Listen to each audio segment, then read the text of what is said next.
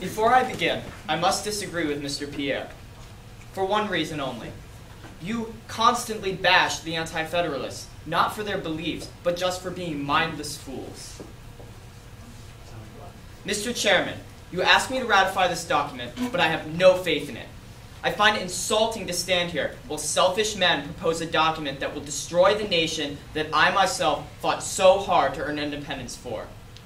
How can I support a document that creates government too complicated for the people to understand?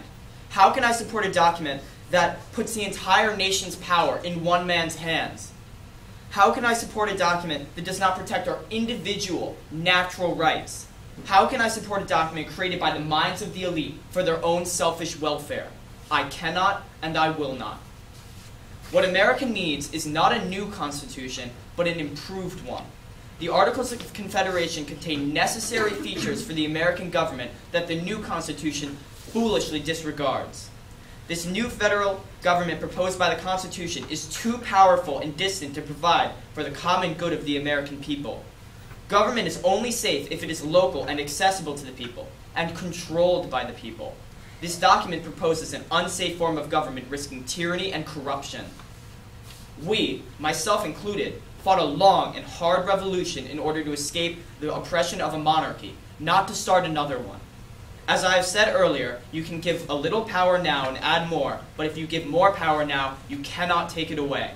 This must be kept in mind before we sign away the power to maintain a militia during peacetime and create laws that are necessary and proper to Congress. You may argue that the militia is kept for the general welfare, but forgive me of my suspicion of corrupt and evil human nature. A militia easily could revolt against an oppressive government, like the one the new Constitution proposes. Now, not everything that the new Constitution suggests is wrong for our country. Some of the things it lacks also threatens its sanctity. While it suggests a strong federal government, nothing is done to protect the rights of the people. Nothing is done to protect them from being controlled and victimized by the government. How can we call this a safe form of government? Without a Bill of Rights, the last of the powers relinquished to the government. A government with complete control over its subjects is set up to fail. It has been proven by several squabbling European nations which have experienced revolution as the result. We must put our own selfish interests aside if America is to survive as a nation. We must create a document that will stand the test of time, beyond our lifetime, and for generations to come.